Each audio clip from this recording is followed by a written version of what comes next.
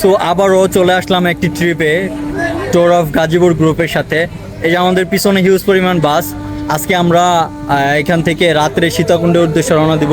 চট্টগ্রাম হয়ে সীতাকুণ্ড যাব। সীতাকুণ্ডের যতগুলা ভাইরাল স্পট আছে সবগুলো আমরা ঘুরবো, পর্যটক স্পট যেগুলো আছে। সো দেখা হবে কালকে সকালে ইনশাআল্লাহ, ভিডিওর সাথেই থাকবেন।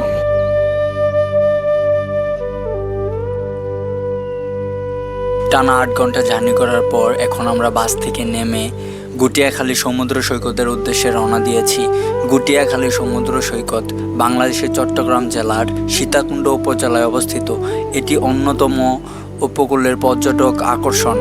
সবুজ গাছে ঢাকা বিস্তীর্ণ প্রান্তর, কেওড়া বন, জোয়ার বাটা, আঁকাবাঁকা খাল এবং বঙ্গোপসাগরে মিশ্রিত দৃশ্য এটিকে দেশের অন্যতম বালুকাময় সমুদ্র সৈকত থেকে আলাদা পরিচিতি দিয়েছে।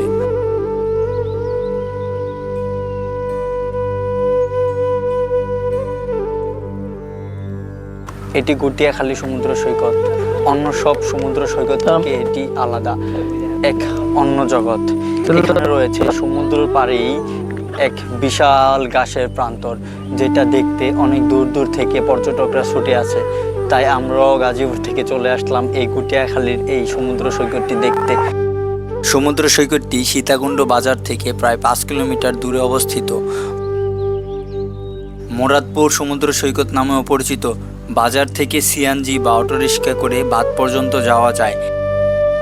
এরপর কিছুক্ষণ হাঁটলেই পৌঁছে যাবেন গুটিয়াখালী সমুদ্র সৈকতে। এক সময় তুলনামূলকভাবে কম পরিচিত হলেও সামাজিক যোগাযোগ মাধ্যমে ছবি ও ভিডিও ছড়িয়ে পড়ায় এটি জনপ্রিয়তা লাভ পায়।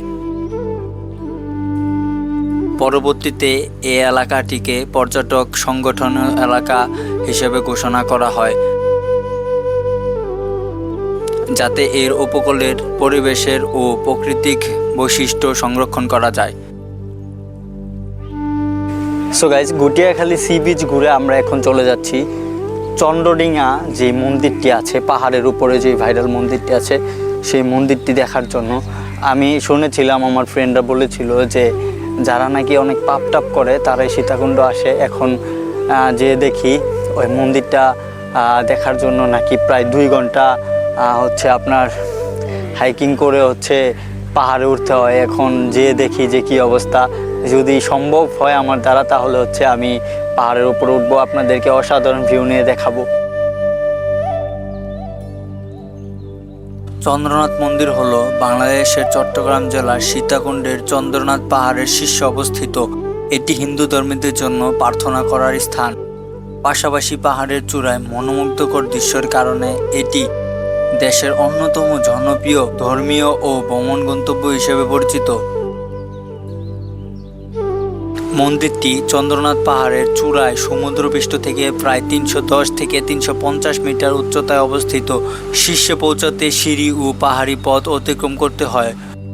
ওপরে উঠলে সীতাকুণ্ডের সবুজ পাহাড় ও বঙ্গোপসাগরের এলাকা বিস্তৃত দৃশ্য দেখা যায়, যা ধর্মীয়, দর্শনীয় ও প্রকৃতিপ্রেমীদের উভয়ের কাছে আকর্ষণীয়।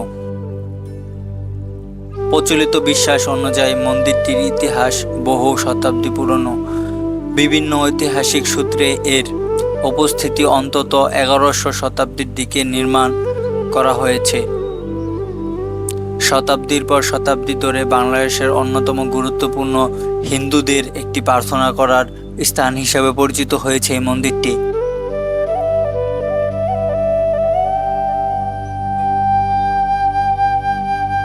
সো গাইস, এখন আমরা সীতাকুণ্ডর যে চন্দ্রডিঙা মন্দির আছে সেই মন্দির ভিজিট করার জন্য একদম চন্দ্রডিঙা যে পাহাড় আছে ওই পাহাড়ের একদম উঁচায়, এই যে আমার পিছনে দেখতে পাচ্ছেন চন্দ্রডিঙা যে মন্দিরটা আছে, একটা মন্দির এই পাশে, আরেকটা মন্দির হচ্ছে আমার সামনে।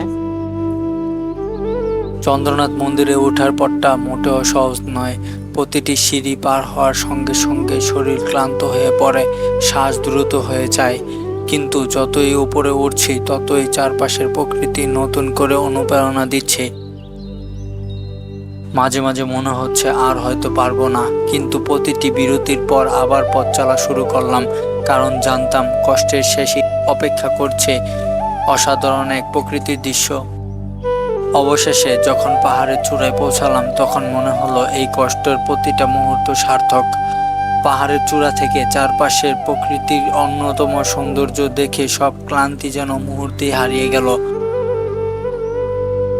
সো গাইস, চন্দ্রনাথ পাহাড় ঘুরে এখন আমরা নিচের দিকে নামছি। কখনো কখনো জীবনের সবচেয়ে সুন্দর দৃশ্যগুলো দেখতে হলে কঠিন পথ পাড়ি দিতে হয়, আর চন্দ্রনাথ পাহাড় তাই একটি সুন্দর উদাহরণ। সীতাকুণ্ডর সেই মন্দির ঘুরে নিচে চলে আসছি। এখন আমরা যাব ঝর্ণাতে গোসল টোসল করে, দেন হচ্ছে লাঞ্চ করে তারপর আরেকটা স্পট আছে সেটা ঘুরবো। ভিডিওর সাথে থাকবেন। আজকে অনেক কিছু দেখানোর আছে আরও। আমার সাথে আমার ভাই বাদারা আসছে, পরিচয় করাই দিই। এক এক করে নাম বলো। আশিক, তানজিম, আশিক, কোথা থেকে আসছো? কাপাসিয়া, গাজীপুর কাপাসিয়া। তোমায়? তানজিম, গাজীপুর কাপাসিয়া থেকে। তুমি? আমার নাম আফ্রিদি, আমি আসছি Gazipur Kapasia. Thank you so much.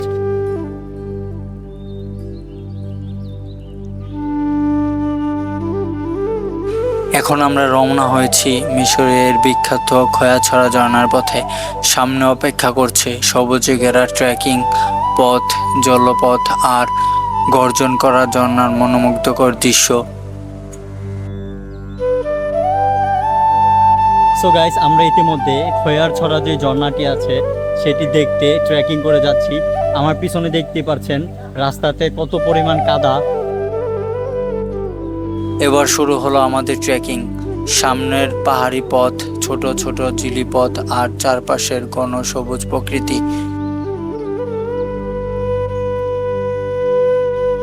পথটা সহজ নয়, কিন্তু গন্তব্য সৌন্দর্যের কথা ভেবেই সব ক্লান্তি দূর হয়ে যায়। চলুন একসাথে এগিয়ে যাই খয়াছড়া ঝর্ণার দিকে, যেখানে অপেক্ষা করছে প্রকৃতির এক অসাধারণ উপহার। পাহাড়ের এই বাঁধ যেন নতুন এক চমক। যত উপরে উঠছি ততই মনে হচ্ছে আজকের এই যাত্রা স্মরণীয় হতে চলেছে। শ্বাস দ্রুত চলছে, পা ক্লান্ত হয়ে আসছে, তবুও এগিয়ে যাচ্ছি। সো গাইস, লাস্ট স্পট হচ্ছে এটা সীতাকুণ্ডর খয়ারছড়া ঝর্ণা। আমরা অনেক উপরে চলে আসছি ঝর্ণা দেখার জন্য। এখন আমরা নিচের দিকে নামবো। আপনারা সবাই দোয়া করেন যাতে আমরা ঠিকঠাক মতো নামতে পারি, কারণ হচ্ছে যে রাস্তার যে অবস্থা, দড়ি ধরে টান দিয়ে দিয়ে আসলে উঠতে হয় উপরে। সো দেখা হবে আবার নতুন কোনো ব্লগে। আমাদের জন্য সবাই দোয়া করবেন।